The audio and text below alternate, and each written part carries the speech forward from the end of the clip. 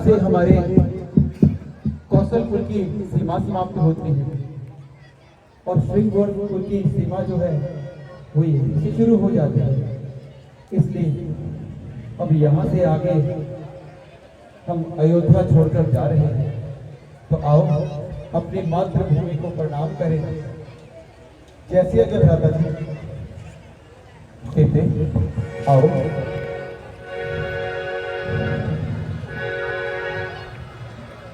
हे अयोध्या, हे इक्ष्वाकु वंश की जननी, राम आपको प्रणाम करता है।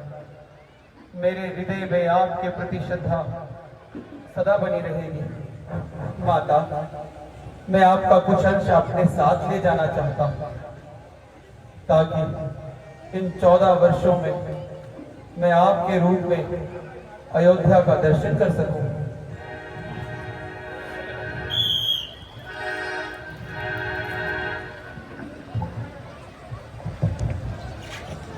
महाराज प्रणाम। कहो। महाराज, हमारे राज्य की सीमा में 2 वनवासी एक मेहरारू के साथ घूमते नजर आए हैं। क्या कहा? 2 वनवासी? हाँ महाराज, उनका सारथी जाते समय उनको राम राम कह रहा था। क्या कहा? राम? हाँ जी महाराज। अयोध्या के राम? जी महाराज। मेरे सखा, मेरे सरकार, मेरे प्रिय मित्र राम, राम, शीघ्र चलो, शीघ्र चलो। चलिए महाराज। मेरे सखा, मेरे मित्र राम, राम। तुम्हें अपने परिवार बंधुओं सहित कुशल देखकर मुझे खुशी हुई मित्र निषाद। मेरे धन्यवाद जो आज आप इस नीच के राज्य में आए। राम, नहीं नहीं मित्र, खुद को मेरा मित्र कहते हो तो नीच कैसे कह सकते हो? तुम तो मेरे बराबर के हो मित्र। आइए आइए राम, मेरे राज्य में पधारिए, आइए। नहीं नहीं निषाद राज, अब मुझे 14 वर्ष का वनवास मिला। मेरे लिए किसी राज्य तो क्या, बस्ती में भी पांव रखना पाप है। मेरी समझ में ये कुछ नहीं आ रहा है। आप साफ साफ बताएं कि क्या कारण है। मित्र, इसमें हमारा कोई दोष नहीं है। ये सब हमारी सौतेली माता का किया धरा है। लक्ष्मण, लक्ष्मण भैया ठीक कहते हैं। आज के जमाने में सौतेली माँ जिसने आपको घर से निकाल दिया, बड़ा गलत हुआ स्वामी, बड़ा गलत हुआ। मित्र निषाद, कम से कम आप तो मेरी माता के बारे में गलत ना कहें। मुझे आपसे ऐसी उम्मीद तो नहीं। यदि आप कुछ करना चाहते हैं तो इतना कर दीजिए कि हमें गंगा पार जाने के लिए किसी खवैये का पता बता दीजिए। अवश्य अवश्य, आइए आइए।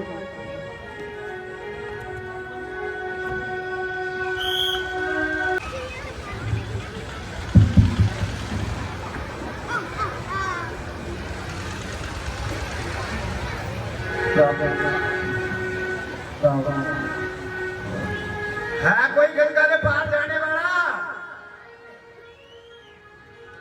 पाऊ, ये आगाते दोपहर हो ये पर कोई सुलझा था नहीं है। आजकल के इनाल का नहीं है कोई भी गंगा पार। ये क्या बजना? ना तो कोई पैसा कमाया ना कुछ खाने मिला। रीना, ओ मीना। आंटी बोलना। बोलना क्या है? हमारे तुम्हारा संग 5 बजे भेजिया ना तो कोई काम किया कहने ना कुछ कोई गाहक आया मैंने भूख भी बड़ी ले गई हो बनाया कुछ भी नहीं। अच्छा भूखले पे कमाई की क्या आई है? भूखले पे जाती तो माना बता रहा था सबने नसीब है चालू कोई होगा तो कमाई लेना, खाना तो होना ही है ना। अच्छा बनाई रोटी ता चले और खाई लिया। ਆ ਭਾਬੀ ਸਾ ਮੇਰੇ ਵਾਲੀ ਵੀ ਦੇਖੀ ਕੁੱਤੀ ਕਿ ਨਹੀਂ अंजी के अगला सुनो दानी नियो ਨਹੀਂ ਸੁਣੂਗਾ ਦਾ ਮੈਂ ਬੋਲਾਂ ਦਾ ਮੇਰੇ ਵਾਲੀ ਵੀ ਦੇਖੀ ਕੁੱਤੀ ਹੈ ਕਿ ਨਹੀਂ अंजी जोरे बोला नियो ਮੈਂ ਬੋਲਾਂ ਮੇਰੇ ਵਾਲੀ ਵੀ ਹੈ ਇੱਥੋਂ ਕਿ ਨਹੀਂ ਫੋਨੇ ਤਾਂ ਨਹੀਂ ਚਲਾ ਦੀ ਖੁਦਕੀ दिखती बुला ਉਹਨੇ ਸੁਣ ਕੇ सुनक दे तावड़ा तू कुछ लोगी ता स्वामी जी के दाने खोदे आई गई मैं हूँ अल्लाह बड़ा भारी पाल देखता तो हाँ क्या करम ये तेरी याद ही बड़ी होती था इन्हें याद होती कमाया भी है कुछ नहीं ये बेले बैठे हो क्या कहते तोपा है ना ली तक तो सोचा कोई भी नहीं है ना तेरे याद करने तो उन्हें छिक्का मारी मारी ढेर लाई क्या करे है ना बोले ये याद बड़ी होती आता होंदी अच्छा खाने लंदे कुछ की नहीं अंजी अंजी खाने लंदे अब आई पे भला भलगियों का आया ऊपर आया ऊपर खाइए रोटी आइया खाई लिया पाइन दे हाँ खाई लिया खाई के ले दियो आया वहाँ इसे भूख लगियों से आई सकता ऊपर जितो जितो भूख लगी से आई सकता जितो बड़ी लगी है जल्दी हो ऐसा चक्कू मंगू बुधवान सारे चक्कू मंगू भी एक थी बैठे करने चक्कू तो मिंजो एक थी दूसरा मंगू को कुछ नहीं के छुपे आ रिसर्च पाई जो है वो घुमा था आई मैं ओ भतीजा सा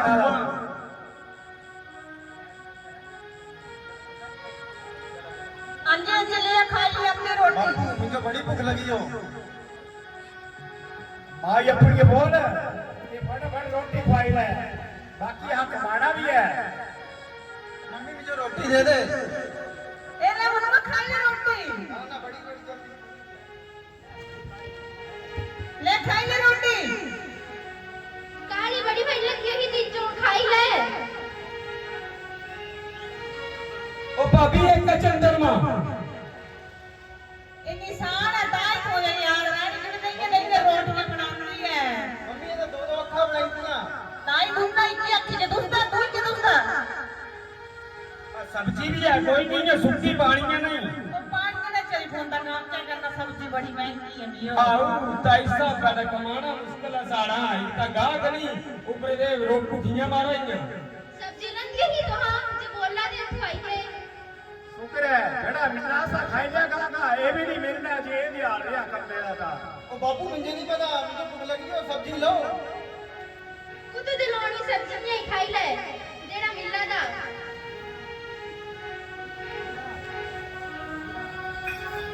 एला भतीजा तू तो चारे ना डफी लेना आहा गाहका ही दिखदे ले मनवा खाई ले रोटी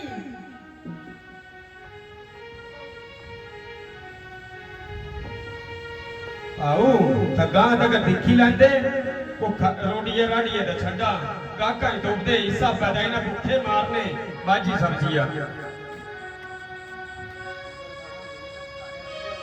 लगता है कोई ना कोई तो हो रहा साढ़े पासे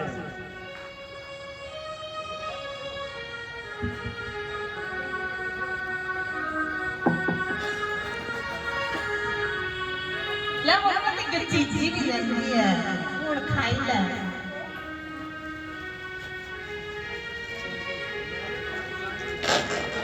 न्याणे को भी खानी है चीजी एले मंगो दी जवास से लंदे हो बाप दा माल खाना तू अरे ना खानी तो देनी है मैं कैसे देनी है ओए ओए ओए ओ बच्चा उसकी पैर में जाते ओरे बड़े बाप फोन दे मत मैं तू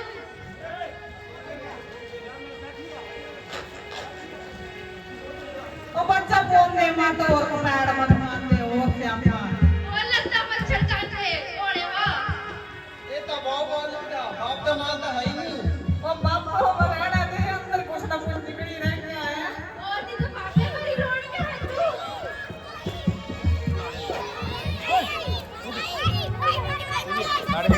ओए सारे बनना एक और मत तू भी खाओ बाप दा माल है ओए रुकिया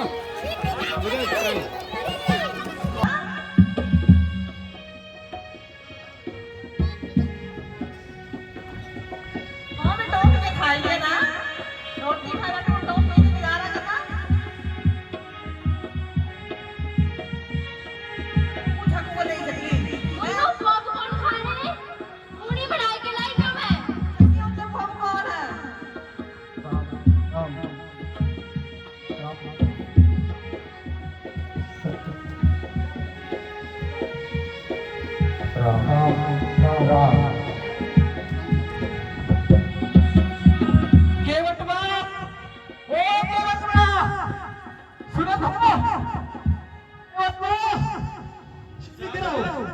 देखो देखो तुम्हारी नैया के आज भागी बधाए कौन आ रहे हैं तुम्हारी नैया में बैठने। श्याम श्री राम अयोध्या के राजकुमार श्री राम। देखो केवटवा देखो। कौन? मित्र निषाद राज।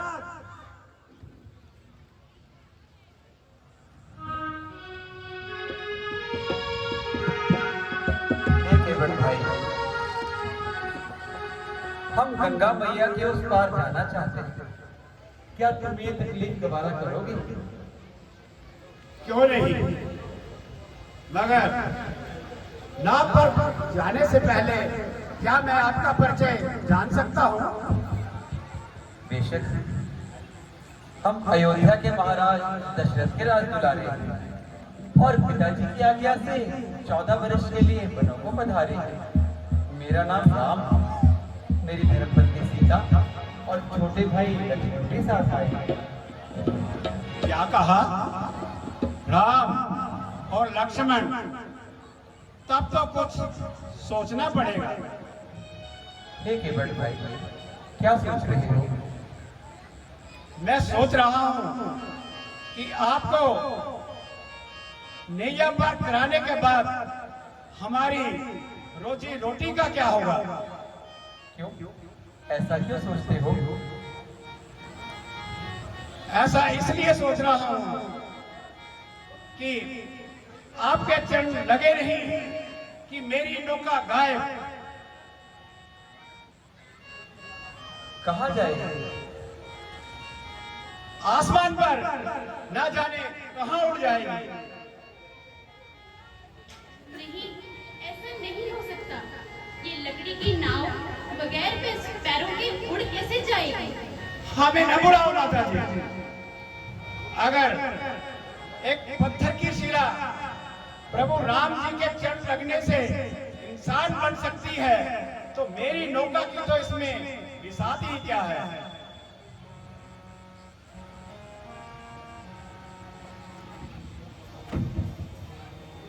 तो क्या हम गंगा मैया के उस पार नहीं जा सकते? ये मैंने कब कहा कि आप गंगा मैया के उस पार नहीं जा सकते हैं? आप गंगा मैया के उस पार जा सकते हैं, लेकिन मेरी एक शर्त है। कहो, मंजूर है? शर्त? कैसी शर्त? कहो। शर्त ये है कि नाव पर सवार होने से पहले मैं आप तीनों के चरणों की उस धूल को धो डालूंगा जो पत्थरों को इंसान बना देती है। कहो, मेरी ये शर्त मंजूर है?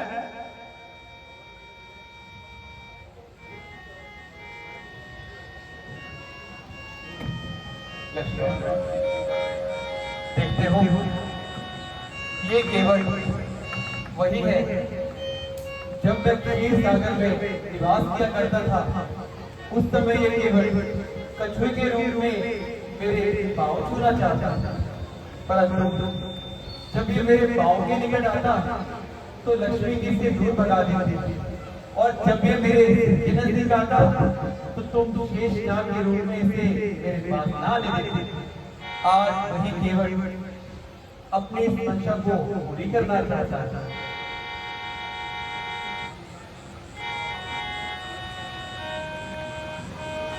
हे केवट भाई, हमें तुम्हारी ये शर्त मंजूर है।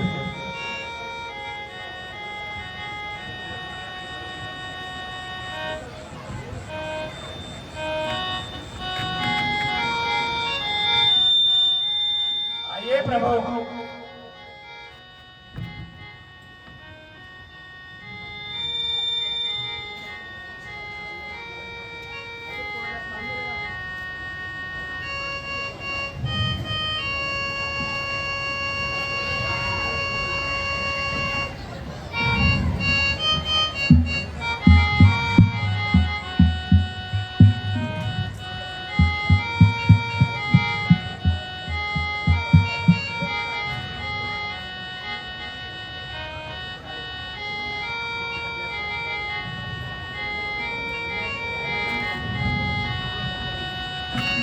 आइए माता जी, आप भी आइए।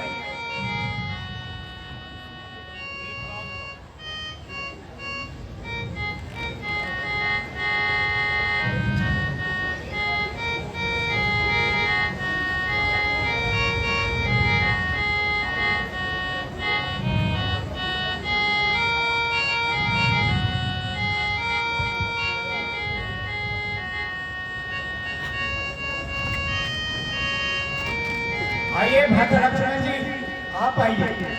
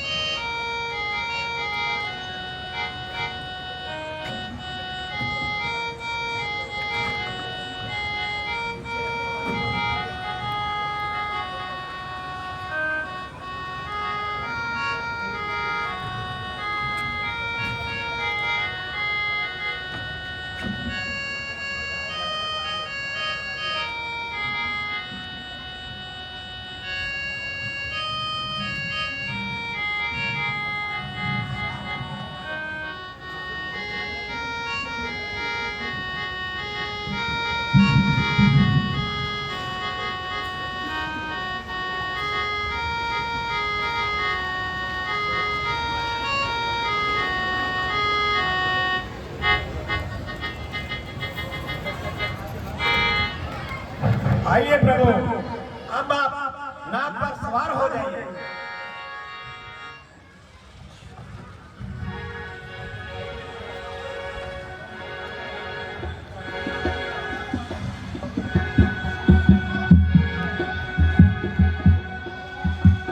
नैया मेरा छमण राम, गंगा मैया धीरे बहो। मेरी नैया में लक्ष्मण राम, गंगा मैया धीरे बहो।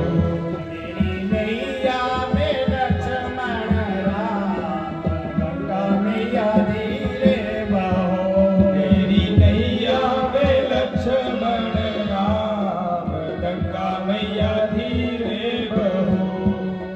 कौन की नैया कौन की गंगा, कौन की नैया कौन की गंगा, कौन की नैया कौन की गंगा। कौन की नैया कौन की गंगा, कौन के लक्ष्मण राम, गंगा मैया धीरे बहो। मेरी नैया में लक्ष्मण राम, गंगा मैया धीरे बहो।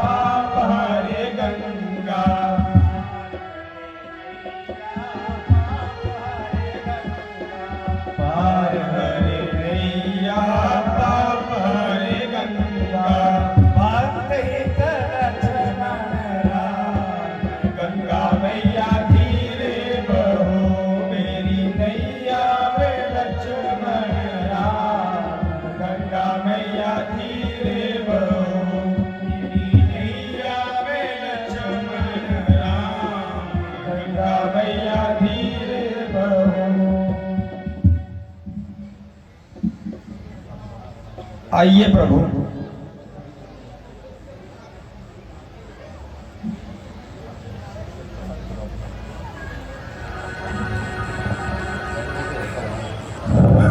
आइए प्रभु, अब आप गंगा मैया के उस पार पहुंच चुके हैं। लीजिए प्राणनाथ, केवट को उसकी मजदूरी दे दीजिए। हे केवट भाई, आपकी मजदूरी ले लीजिए। प्रभु, मैं ये आपसे मजदूरी नहीं ले सकता। भला एक मल्ला दूसरे मल्ला से मजदूरी कैसे ले? एक मल्ला दूसरा मल्ला। केवट, मैं कुछ समझ नहीं पाया कि मेरा और तुम्हारा काम एक कैसे है। प्रभु, इस सृष्टि में जितने भी प्राणी हैं, आप सभी उनको पार कराते हैं। उनका खाना पीना, उठना बैठना रहना सारा आप ही के ऊपर निर्भर है। तो इस प्रकार आप इस जीवन रूपी भवसागर के मल्लाह है, और मैं जो भी पथिक इस गंगा मैया के उस पार जाना चाहता है, मैं नाव के द्वारा उसे पार करवाता हूँ। इसलिए आप भी मल्लाह है और मैं भी मल्लाह हूँ, तो मैं ये आपसे मजदूरी नहीं ले सकता। और हाँ, अगर आप मुझे देना ही चाहते हैं तो बस इतना दीजिए कि जिस तरह मैंने आपको गंगा मैया के उस पार उतारा है, ठीक उसी प्रकार आप मेरे जितने भी कुटुंब के प्राणी हैं, उनको इस जीवन रूपी भवसागर से पार उतारें। ऐसा ही होगा। तथा भाई प्रणाम। प्रणाम भाई, तुम कौन हो? भाई मैं अयोध्या का राजकुमार भरत। भरत, मेरे प्रभु राम के भाई भरत। जी भाई। मैं उनका सखा निषाद राज।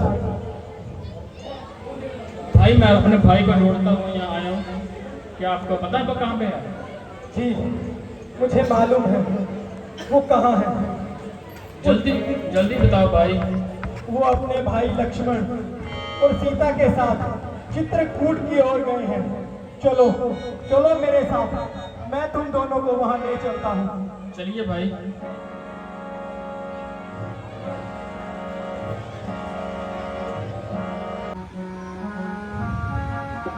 मान्यवर, हम महर्षि अत्रि के दर्शन करना चाहते हैं। यही उनका आश्रम है, ये सामने बैठे। धन्यवाद।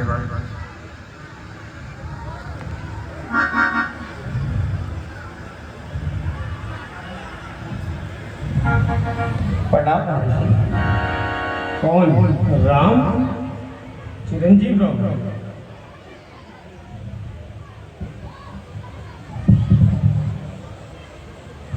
कहो राम, इस और किस तरह आना होगा?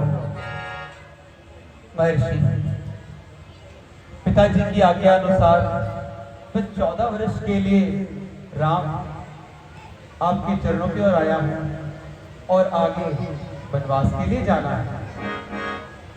आओ राम, पहले थोड़ी देर विश्राम करो। सीते, देवी अनुसुईया को प्रणाम करो।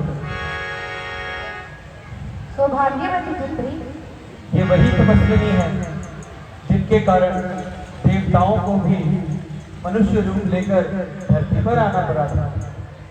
सीते, इनके सानिध्य में बैठकर कुछ ज्ञान अर्जित करो। राम, तुम मेरी बहुत बड़ाई कर रहे हो। तुम तो जानते हो ये केवल पति चरणों की इष्ट सेवा का ही फल है, और मैं कुछ नहीं जानती, बाकी तो देव जानते हैं। जाओ सीते। आओ पुत्री। आओ राम।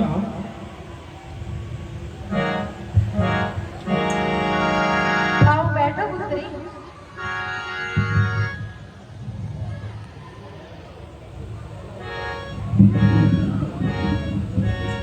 बेटा लक्ष्मण, तुम भी आओ।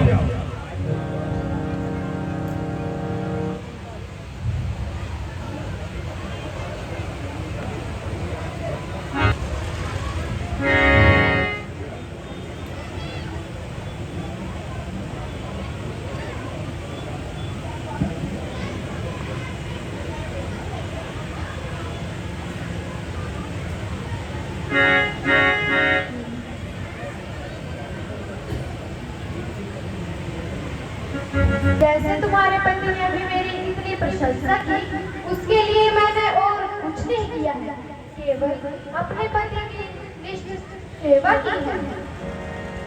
स्त्री अगर इतना ही कर ले तो बड़े बड़े देवता उसके समक्ष झुक जाते हैं। देवता कई प्रकार से स्त्री की परीक्षा करते हैं, वह कई प्रकार का प्रलोभन भी करते हैं, परंतु जो नारी अपने धर्म पर ठीक रहती है, बड़े बड़े देवता तो क्या, सारी सृष्टि का विधि विधान उसके समक्ष झुक जाता है। मैंने अपने जीवन में यही अनुभव किया है कि पति से बड़ा कोई हितकारी मित्र और बंधु और कोई नहीं होता है। माता, मेरी माता ने भी विवाह के समय मुझे यही शिक्षा दी थी। मेरी पूज्य सासू जी ने भी बन जाते समय मुझे यही आदेश दिया था। अब आप मुझे ये आशीर्वाद दें ताकि मैं आपके बताए हुए आदर्शों का पालन कर सकूं। सीते, मैं अपने मन में सोच रही हूँ कि आने वाले समय में नारियां तुम्हारा नाम स्मरण करने से ही पतिव्रत धर्म पालन करने का अनुसरण करेंगी।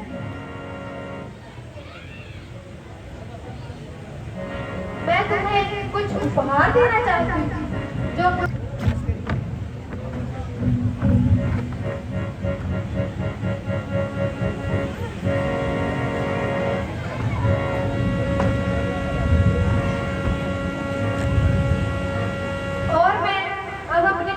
कैसे व्यक्त करूं? अपने अनूठे बच्चों से आपने नारी आदर्श की शिक्षा देकर ही मुझे धन्य कर दिया है। पूज्य माता, आपका आशीर्वाद ही मेरे लिए अमूल्य निधि है। सीता, अब तुम इन वस्त्रों को धारण कर लो। जो आज्ञा माता।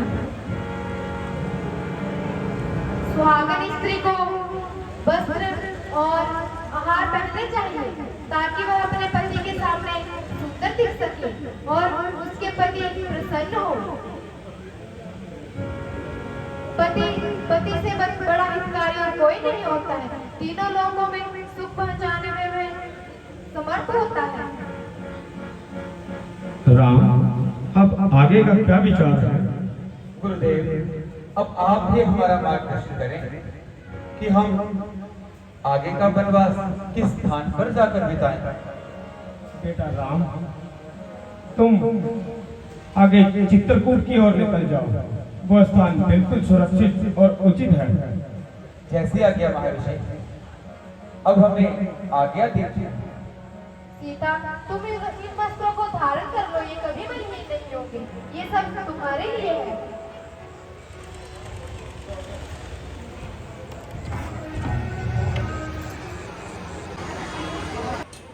मैं गुजारिश करूंगा हमारे राकेश मेहरा जी से हमारे आज के मुख्य अतिथि पंडित प्रकाश जी को टोपी पहना के सम्मानित करें। साथ में हमारी ओर से एक शॉल जो है वो आप पहनाकर आज के मुख्य अतिथि जी को सम्मानित करें। मैं पुनः गुजारिश करूंगा श्री चिन्ह देकर सम्मानित करें।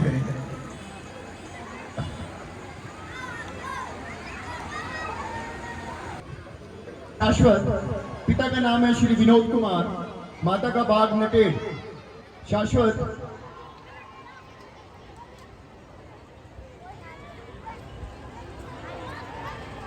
दूसरे विजेता है पंकज कुमार, पिता का नाम है श्री हंसराज, वार्ड नंबर 8। पंकज कुमार। अगली विजेता है हिमानी,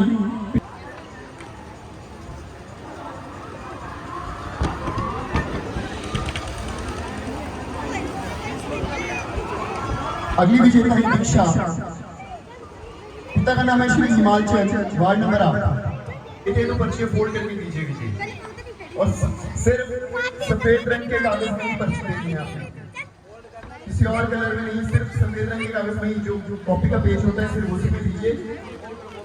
उन्होंने कहा है कि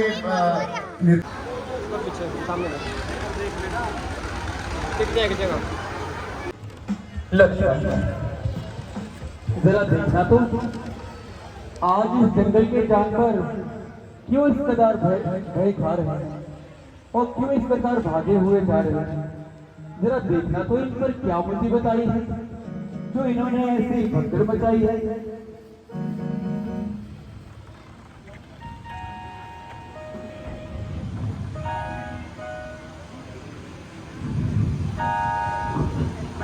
माता जी होशियार हो जाइए, रघुवंशी झंडा हवा में लहरा रहा है और भरत अनगिनत सेना लेकर हमारी ही तरफ आ रहा है।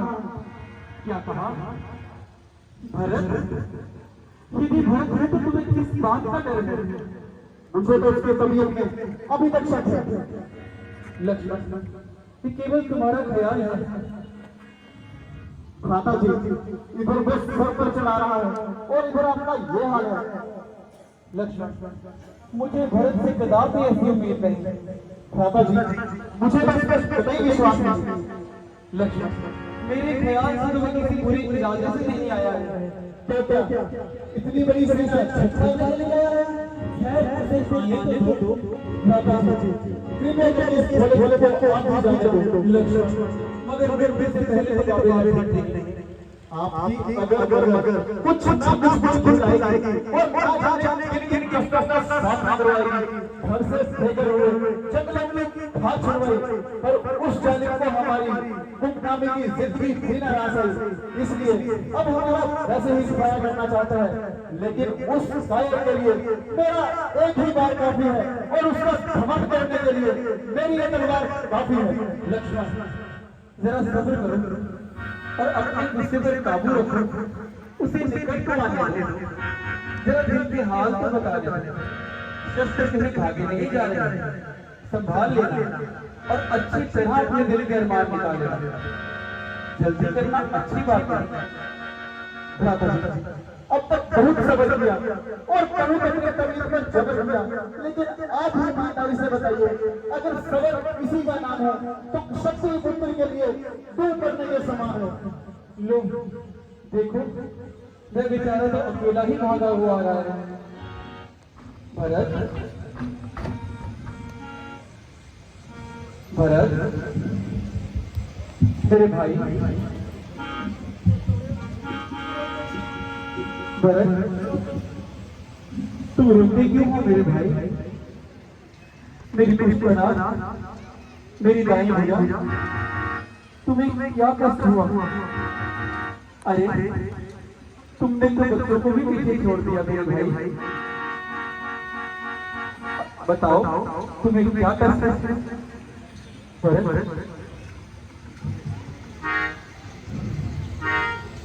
माता जी, ये मेरे पूर्व कर्म का फल है, इसमें आपका क्या दोष है भाई? भरत, मैं तुम्हें निश्चय दिलाता कि ना मुझे तुमसे कोई अफसोस है, ना माता कैकेयी से कोई अफसोस है। अरे ये क्या? ये तो शत्रुघ्न जी भी आ रहे हैं। शत्रुघ्न, मेरे भाई। एक शत्रुघ्न ही नहीं बल्कि गुरु वशिष्ठ जी और माता कौशल्या मित्रा भी साथ आ रही हैं और हमारी जन्म शत्रु भी साथ आ रही है। गुरुदेव प्रणाम। माता जी प्रणाम।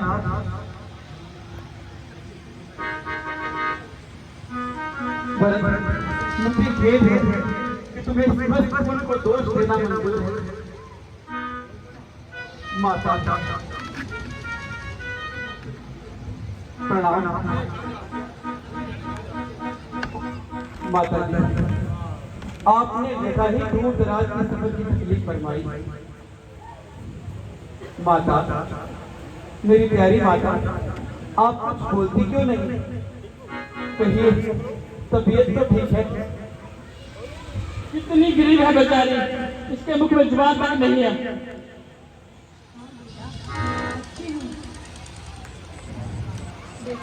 मुझे माफ करना। नहीं नहीं माता, आप अपने दिल में किसी प्रकार का मलाल ना रखें और कदापि कोई उल्टा ख्याल ना रखें। ये तो प्रारब्ध का चक्कर था जो सामने जरूर आना था। आपका तो बस बहाना था।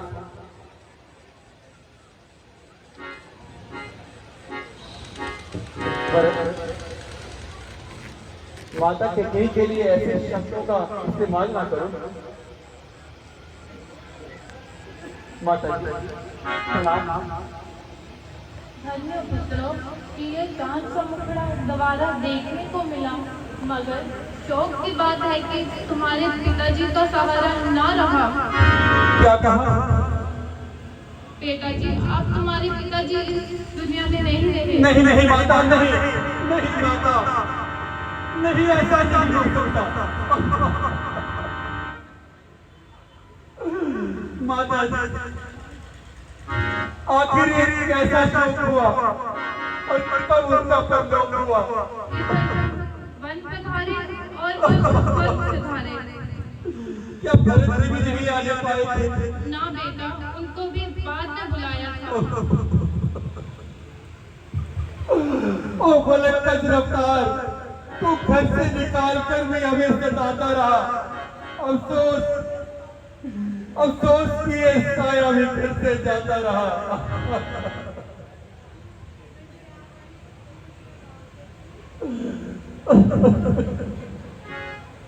हाय पिताजी, पिताजी आप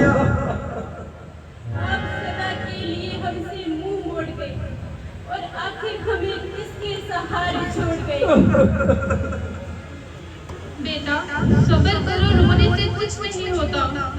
माता जी अगर कहीं एक दुख है तो हम सबर करें, जब दुखों का कोई अंत ना हो तो हम कैसे सबर करें? आप महाराज जी वापस नहीं आएंगे।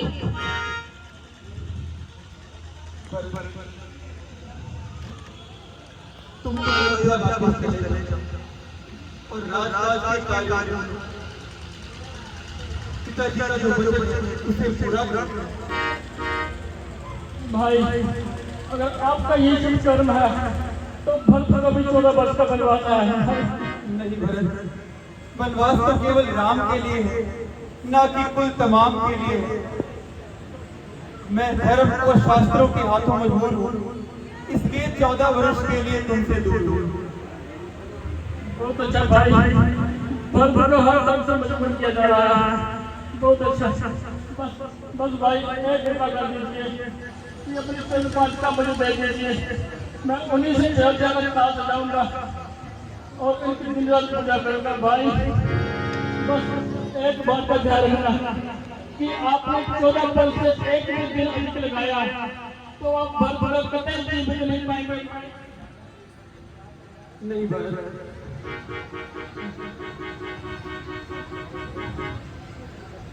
मैं तुम्हें वादा देता हूं कि मैं 14 वर्ष से एक भी दिन अधिक नहीं लगाऊंगा और 14 वर्ष पूर्ण होते ही अयोध्या वापस आ जाऊंगा।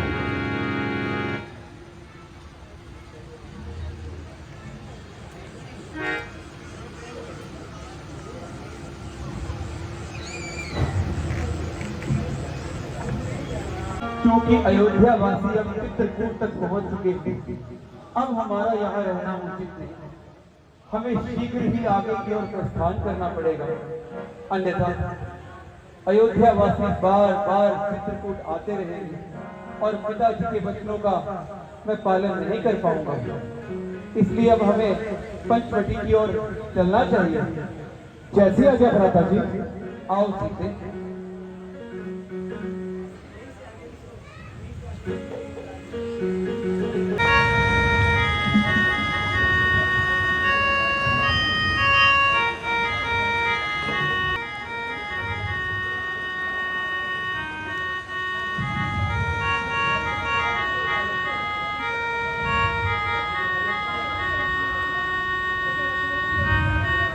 भ्राता जी देखते हो पंचवटी पर कुदरत ने अपनी भूमि का कमाल दिया है।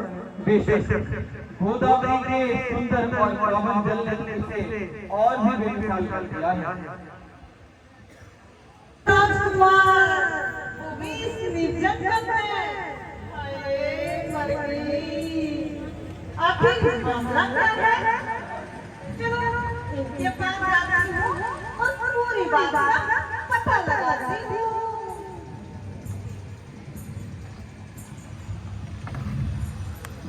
आखिर आप कौन? जरा देवी, हम अयोध्या के महाराज दशरथ के राजदुलारे और पिताजी की आज्ञा से 14 वर्ष के लिए वनों को पधारे। मेरे छोटे भाई लक्ष्मण और मेरी प्राणप्यारी सीता भी मेरे साथ आई। मेरा नाम राम है। कहिए, आपको हमसे कुछ काम है? यदि कुछ हर्ज न हो तो हमें अपना नाम और रहने का मुकाम बता दीजिए। मैं लंकापति रावण की बहन और खूबसूरती में एक मिसाल हूँ। और मेरे भाई भरोसन जीवन में रहते हैं और नाम के साथ मुझे शुरू लगा जाते हैं। वास्तव में तो बहुत से राजकुमार पुत्र पिता हुए, लेकिन मैं किसी से खातिर में ना फिर यहाँ किसके तकलीफ फरमाई? इसलिए आपने मेरे दिल में जगह पाई। तुम्हारी ये पहेली मेरी समझ में ना आई। अरे देखने में तो बड़े अक्लमंद नजर आते हैं, लेकिन हो पूरे खुदाई। अजी आप मेरे प्रति और बड़े आपकी जुदाई समझेंगे बाप की कमाई। जब तुम अच्छे अच्छे राजकुमारों को खातिर में न लाई तो हम फकीरों से शादी करने की तुम्हारी दिल में क्या समाई? अजी दिल है जहाँ आया फिर कौन बात कैसे जगाई? अफसोस मैं तुम्हारी एक अभिलाषा पूरी नहीं कर सकता, क्योंकि ना केवल मैं शादीशुदा हूँ बल्कि मेरी धर्मपत्नी भी मेरे साथ है। हाँ, तुम लक्ष्मण के पास जाओ, हो सकता है तुम्हारी बात बन जाए, क्योंकि वैसे भी वह अकेला नौजवान और अलबेला है। ठीक है, तो कल लक्ष्मण के पास जाते हैं।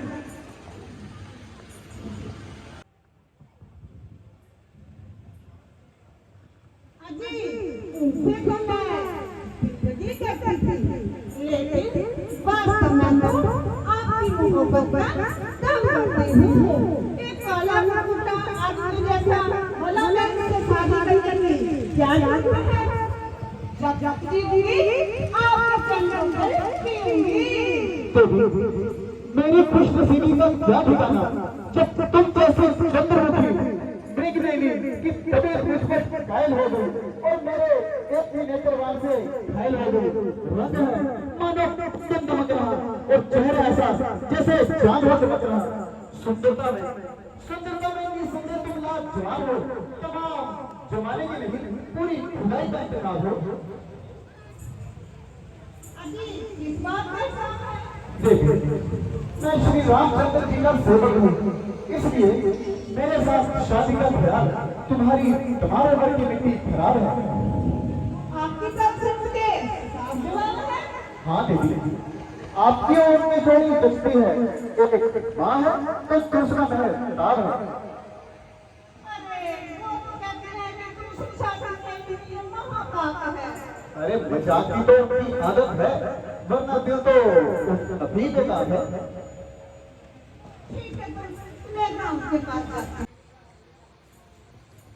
अजी आप मुझे हैरान क्यों कर रहे हो? ये छोकरा तो बिल्कुल नादान है। भला इन बातों से इसे क्या पहचाना है? और चंपक से बड़ा नटखट है, अलबेला है, लेकिन दूर से तो शकल से तो काफी भोला भाला लगता है, लेकिन शकल देखते ही काफी दूर हट गया। देवी, मुझ पर तो मेहरबानी करो और अपने फैसले पर दोबारा नजरसानी करो।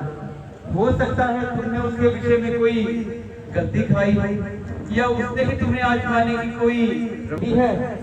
तुम्हें बावजूद इसके शादी करने का यकीन है। अजी काहे बात, ये तो बिल्कुल बेशकल है। इसको तो बिल्कुल भी अकल नहीं है, उससे बढ़कर मूड बदली है। अजी काहे बात, उसको तो बिल्कुल भी अकल नहीं है। मेरे हाथ तो आपके गले में हार करने के ही बेताब है। अरे पीछे हट, और ये हाथापाई किसी और से कर, जरा मुंह से बात कर। अरे मेरे हाथ में कांटे लगे जो आपके गले में चुभ जाएंगे। देवी, जब मैं कह चुका हूँ कि ना केवल मेरी शादी हुई है बल्कि मेरी धर्मपत्नी भी मेरे साथ है, फिर हम एक नारी व्रत रखते हैं, अपनी को छोड़ अन्य को माता और बहन समझते हैं। तो क्या हुआ शादी भी हुई है, राजा महाराजा को कैसा शादी करते हैं? देवी, ये धर्म के विरुद्ध है, वे महापाप करते हैं। तुम्हारी यहाँ दाल नहीं गलेगी, तुम्हारी जोड़ी लक्ष्मण से ही बनेगी, इसलिए तुम उसी के पास जाओ। अच्छा ठीक है, तो मैं लक्ष्मण के पास जाती हूँ। अजी, आपने मुझे किसके पास भेज दिया जिसे ना बोलने का तरीका, असली का तो बिल्कुल भी नहीं है। देवी, जो शख्स किसी दूसरे का गुलाम हो वो तुम जैसी सुंदरी के साथ किस तरह हम गुलाम हो? तो किस बात का हिसाब है? देवी, मैं तुम्हें पहले ही कह चुका हूँ कि जो शख्स किसी दूसरे का गुलाम हो वो तुम जैसी सुंदरी के साथ किस तरह हम गुलाम हो? बस मान मेरा कहना, सदा यौवन में नहीं रहना, किस्मत से जोड़ी मिलाई। अरे पीछे भी हट, क्यों है तुमसे जान भाई? अरे आपने मेरे दिल में जगह पाई। पीछे हट जाओ, क्या है? तुझे मेरे कुल का मालूम भी है? हाँ हाँ, मैं जानता हूँ कि तो रावण की मक्कार बहन है जिसकी बदकारी की पूरे जमाने में धूम है। बस बस खोखला खोख कर अपनी जुबान खलवान दे। जाती है, अब बताओ मैं तुझे मौत कब हो? अरे ये खोखला तो बिल्कुल नटखट है, नहीं से बोलने का तरीका है, बिल्कुल नहीं। इससे अच्छा मैं आपके पास ही जाती हूँ।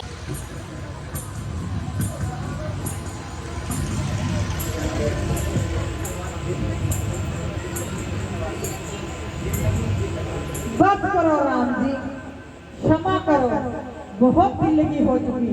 अरे तू तो अपनी शर्म और हया बिल्कुल ही खो चुकी। अरे मोहब्बत करने में कैसी शर्म? तेरी तो ऐसी ही तैसी। अरे मुझसे बेवफा क्यों हो? देवी, वे कार्य करो जिसमें लोक और परलोक का नफा हो। अरे ये तो बताओ, इतना मुझसे बेवफा क्यों हो? देवी, मेहरबानी करो और यहाँ से जल्दी दफा हो। अच्छा, तो अब आई मुझे पूरी बात समझ में। ये सारी बात इस पर है, ये काली कटोरी निगोरी जिससे मेरी बात नहीं बन रही है? हट हट, दोनों जवान माता के साथ जंगल में घूम रही, तुझे शर्म नहीं आती है?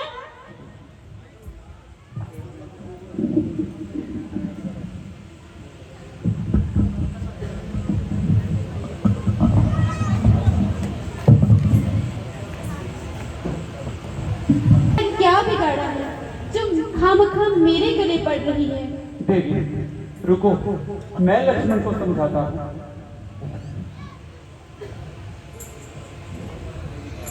लक्ष्मण, जब तक ये बदकार अपनी सजा नहीं पाएगी यहाँ से हरगिज न जाएगी। हमारा पीछा छोड़ा तो सीता के पीछे पड़ी है, इसे इसकी करने की सजा जरूर मिलनी चाहिए। इसलिए कैसी आ गया भ्राता जी? देख, मैंने लक्ष्मण को समझा दिया है, अब तुम उसके पास जाओ, वे अवश्य ही तुमसे शादी करने के लिए तैयार हो जाएगा और हो सकता है तुम्हारी बात बन जाए। अच्छा तो ठीक है, मैं लक्ष्मण के पास जाती हूँ। अजी सच में मान गई लक्ष्मण? हाँ।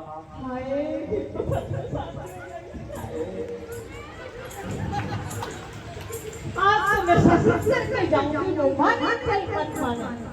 हाँ हाँ देवी, भ्राता जी के समझाने से उसे सब समझ आ गया है। सच में? हाँ देवी, मैंने कहा, लेकिन पहले मेरी एक शर्त है। कैसे सर? मेरे पास आपके लिए कुछ उपहार है।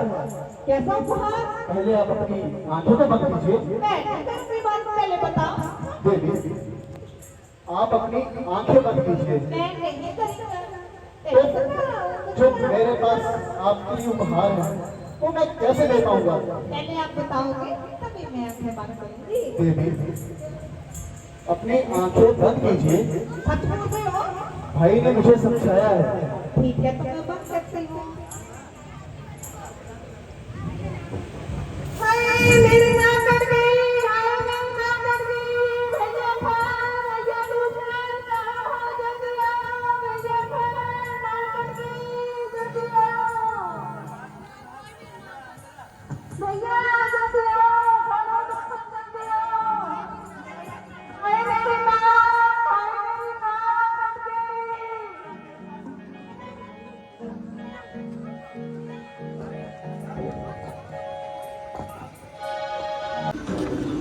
सेनापति, आज्ञा महाराज।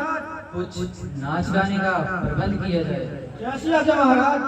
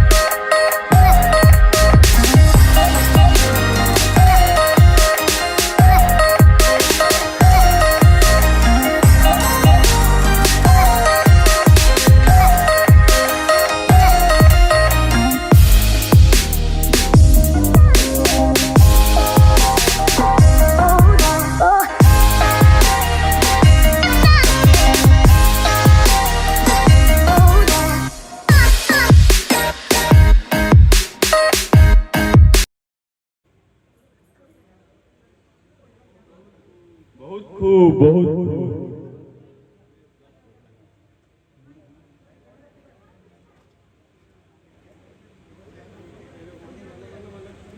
प्याला भर। भैया, ये मौसम कब खराब होता है? जब नीयत खराब होती है और पीने को नहीं मिलती।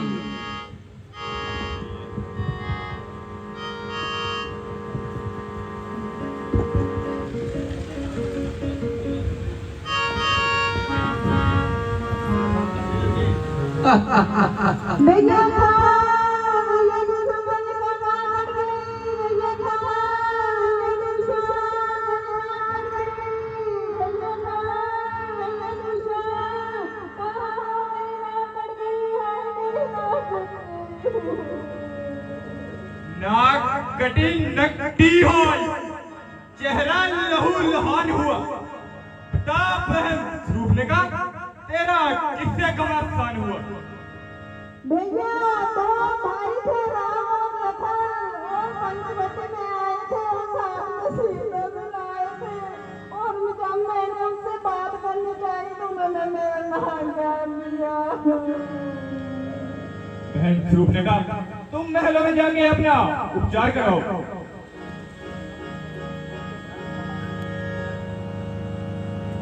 मंत्री जी। आज्ञा महाराज। जल्द से जल्द सेना को तैयार करो और युद्ध की तैयारी करो। जैसी आज्ञा महाराज। लक्ष्मण, मैं बदकार अपनी करने की करतूत अपने भाइयों को जरूर बताएगा।